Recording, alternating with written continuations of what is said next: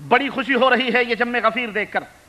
ہمارے بہت سارے، اور میں اس وقت تمام مسلمانوں کو خطاب کر رہا ہوں، وہ ہماری اس کانفرنس میں شریک ہونے والے جس کسی بھی نظریے اور جس بھی خیالات سے وہ وابستہ ہیں، اور جس مذہب سے بھی ان کا تعلق ہے، میرے عزیزوں، میرے بھائیوں، ہم تم سے بحیثیت مذہب نہیں، بحیثیت امت محمدیہ صلی اللہ علیہ وسلم خطاب کرنا چاہتے ہیں، اور ہم تمہارے سامنے وہ لاہ عمل رکھنا چاہتے ہیں، وہ طریقہ زندگی رکھنا چاہتے ہیں جو حضرت محمد الرسول اللہ صلی اللہ علیہ وسلم نے اپنے صحابہ کے سامنے رکھا تھا.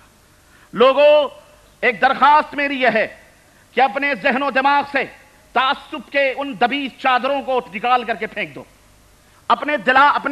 اپنے دل کی کھڑکیوں کو تھوڑی سی وا کر لو، اپنے دلوں کو وسیع کر لو. مسلمانوں، آج تم دیکھ نہیں رہے کہ تمہارے اوپر کس قدر بلائیں گھٹا ٹوپ، کس طرح بلاؤں کے طوفان تمہارے اوپر آ رہے ہیں.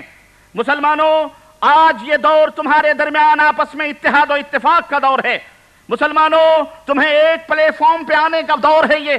یہ وقت واللہ ایسا نازک لمحہ، ایسا نازک دور کبھی امت محمدیہ پہ نہیں آیا، اور آیا بھی تھا کبھی کسی زمانے میں تو امت محمدیہ کے اندر ایسے مصلحین پیدا ہوئے، ایسے ائمہ پیدا ہوئے جنہوں نے اللہ کے فضل و کرم سے امت کو ایک پلیٹ فارم پہ لا کر ان تمام دشمنان اسلام کا دندان شکن جواب دیا تھا، اور الحمدللہ امت ایک پلیٹ فارم پہ آئی تھی. آج بھی بعین ہی اس سے بھی زیادہ خطرناک حالات ہمارے درمیان پیدا ہو چکے ہیں.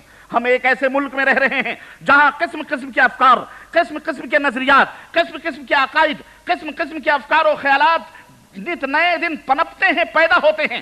صبح پیدا ہوتے ہیں، جنم لیتے ہیں، شام کو بھی ختم ہو جاتے ہیں، اور اسی طرح آگے بھی بڑھتے ہیں. ایسے فتنوں کے دور میں اے امت محمدیہ صلی اللہ علیہ وسلم کے لوگوں، اے اپنے نبی کا کلمہ پڑھنے والے مسلمانوں، اے اپنے نبی سے محبت کے دعوے کرنے والے مسلمانوں، اے لوگوں، اللہ کے لیے آؤ. محمد الرسول اللہ صلی اللہ علیہ وسلم کی طرف ہم تمہیں بلا رہے ہیں. ہم اس راہ کی طرف بلا رہے ہیں جس راہ پر صدیق اکبر نے اپنے لوگوں کو دعوت دی تھی. ہم اس طریقے پر بلا رہے ہیں جو حضرت عمر فاروق اعظم کا طریقہ تھا. ہم اس راہ پر بلا رہے ہیں جو حضرت عثمان غنی نے جس راہ کی طرف دعوت دی، حضرت علی، طلحہ، زبیر، عائشہ، فاطمہ اور خدیجۃ الکبریٰ، حفصہ، صفیہ نے جس کی طرف دعوت دی تھی. اے امت محمدیہ کے لوگوں، اے میری ماں اور بہنوں، آؤ اپنے نبی حضرت محمد الرسول اللہ صلی اللہ علیہ وسلم کے دامن مبارک سے ہمیشہ کے لیے وابستہ ہو جاؤ. ہماری دعوت عام ہے ساری کائنات کے لیے. اپنے دلوں سے میرے بھائیوں، یہ نہ دیکھو کون بول رہا ہے، یہ نہ دیکھو یہ اسٹیج کس کا ہے،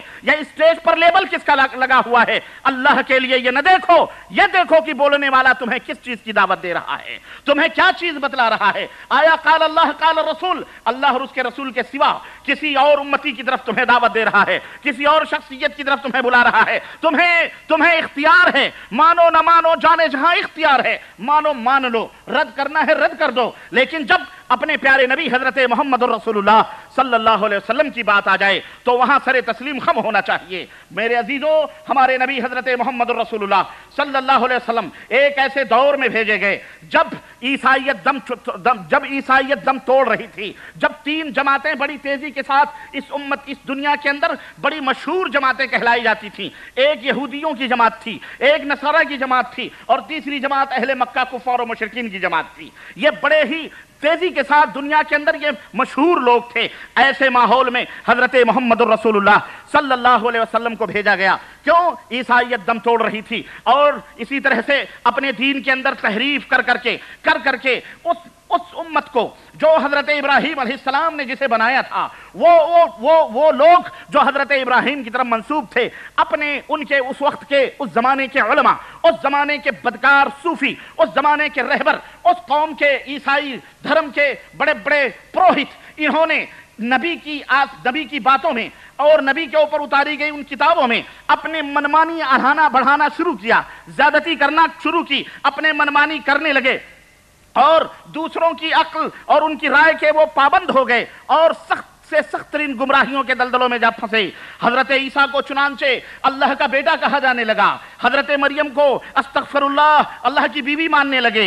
مگر اس کے باوجود بھی میرے بھائیوں، یہ عقیدہ رکھنے کے باوجود بھی میں توجہ چاہوں گا اہل علم حضرات کا کہ یہ عقیدہ رکھنے کے باوجود بھی کہ عیسیٰ خدا کے بیٹے ہیں اور حضرت مریم بھی ہیں اور تین خداؤں کا ان کے ہاں تصور، اس کے باوجود بھی جب کوئی ان سے پوچھتا بتاؤ تم کون ہو، تو اپنے آپ کو کہتے تھے ہم عیسیٰ علیہ السلام کی امت کے لوگ ہیں، اپنے عیسائیت پر فخر کرتے تھے اور آج بھی فخر کر رہے ہیں۔ یہودیت بھی شرک کے اندر ڈوبی ہوئی، لیکن آج بھی فخر کر رہی ہے اپنی یہودیت پر اور ناز کر رہی ہے اپنی یہودیت پر۔